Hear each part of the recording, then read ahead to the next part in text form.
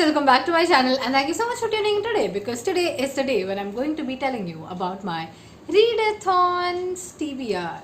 Right, so it's the TBR of the read-a-thon that I'm co-hosting with Key, and it's called the TBR Tackle Read-a-thon.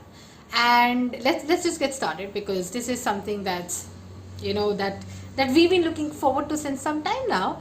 And again, if you've missed out on the video, please go ahead, check it out above, check it out below, because the only rule that you have is reading books from your bookshelf or reading books that you already own.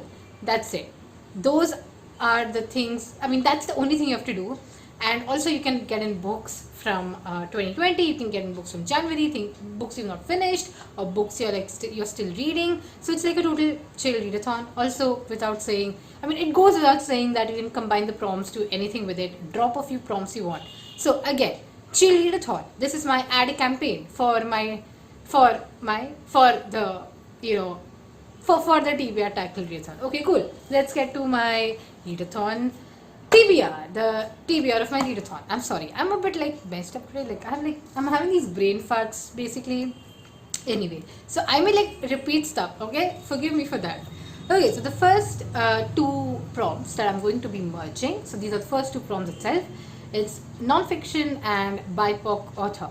So basically, for non-fiction and BIPOC author, I'm going to be selecting one book, and I'm not decided on which book I want to read yet, because I have two books here. Both of these I want to read, but it depends upon the state of my mind. So let's go with this book first, because this is what came to my mind first. This is called The Colors of the Cage by Arun Ferreira. Arun Ferreira is an Indian activist who was arrested in 2007 on the suspicion of being a Naxalite. And he was acquitted in 2012, but unfortunately as of today he's back in jail. But this memoir covers his story in jail from 2007 to 2012, and it's actually kind of a memoir on those 5 years, because the police kept throwing charges at him and just kept increasing the charge sheet, although he was innocent and later he was acquitted. So that's what's happening in this one. So it's a very important book, because it's how a government can, or how a particular government can kind of suppress someone's voice and kind of deem someone a Naxalite, even if they might not be, because at the end of the day he was acquitted, the court acquitted him. So yeah, this is that particular book.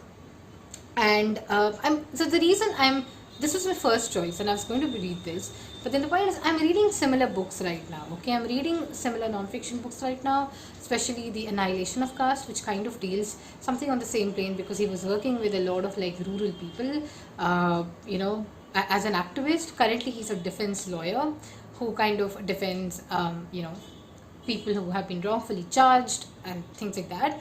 But yeah, so I don't know if I'll be in the mindset to read this. I want to read this in 2021, but yeah, that's that. And the next book that I'm planning to read, so basically I'll read just one of these two, and this one, Our Moon Has Blood Clots by Rahul Pandita. So one of the most bloody parts of the Kashmiri conflict would be the where militants pushed out Kashmiri Pandits from Kashmir. Now, I know a lot of international media covers Kashmir or this whole issue in many different ways, and there are days also when the whole of Kashmir is wiped out from the Indian map. Yeah, I know. But the point is, it's important that we read this part of history. It's important that we respect this kind of armed conflict, because the thing is that Kashmiri Pandits are the only kind of Hindu group in Kashmir, and it's important that they were a minority there and they were pushed out of their homes.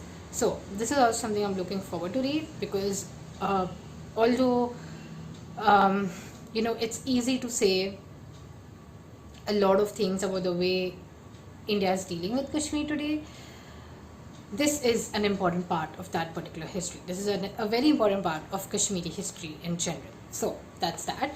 So these are the two books that I'm planning. So I'll be reading one of these for the first two prompts, The next prompt, the next two prompts, again I've merged them. The next prompt is translated book, and the other one is a short story collection.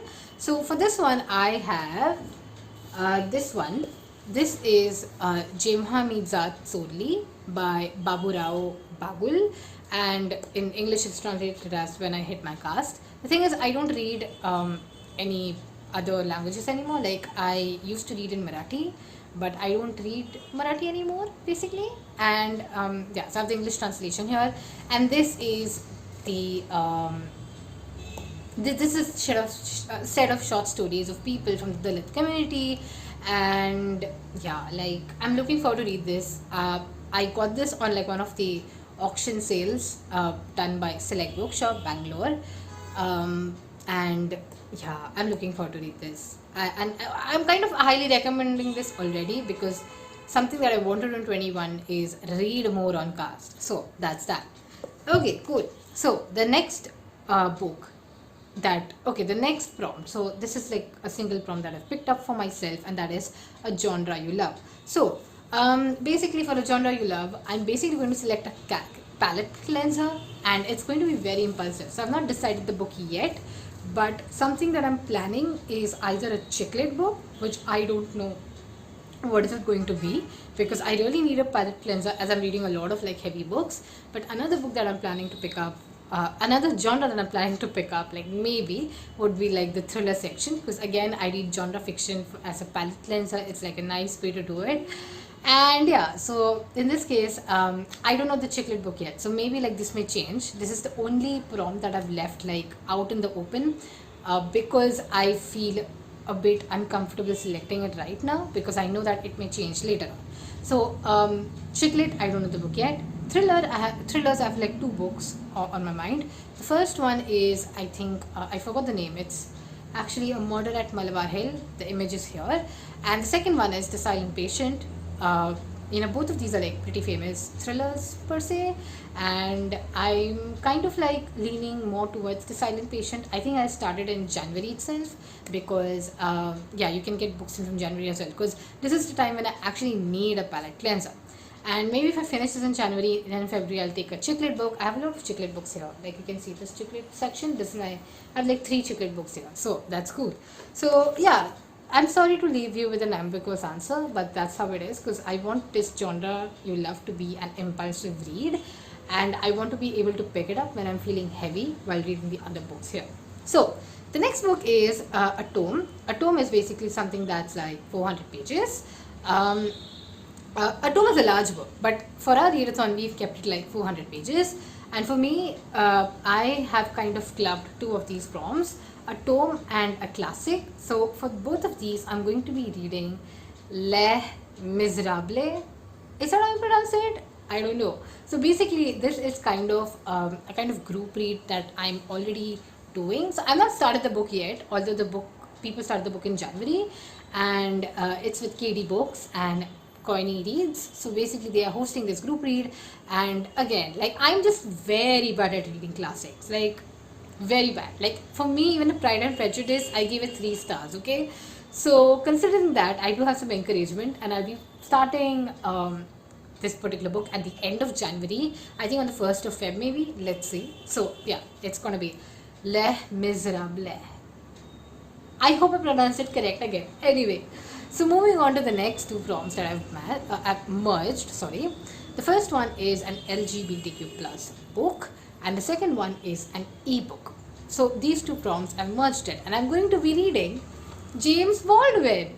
I'm very ashamed to say I've never read James Baldwin in my life. I'm not even kidding you. Like, I'm very ashamed to say this. And I'm going to be reading Giovanni's Room by James Baldwin, and I have an ebook for it. And let me just tell you, I'm excited. I'm excited to read James Baldwin. You know, clue how excited I am to do this. So yeah, that's that. Okay, cool. Yes.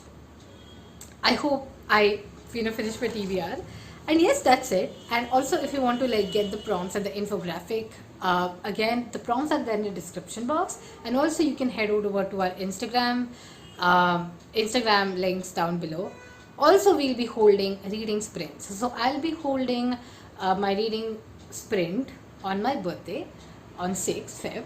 And also I'll be holding and also Key and other people, and Key, Smriti and Sonali. So Smriti from Santris, Sonali from the Dramatic Bookworm. All of them will be reading, holding the sprints on the Saturdays of February. So that's the plan. That's the thing. Okay, cool. Everything in the description box. Check them out.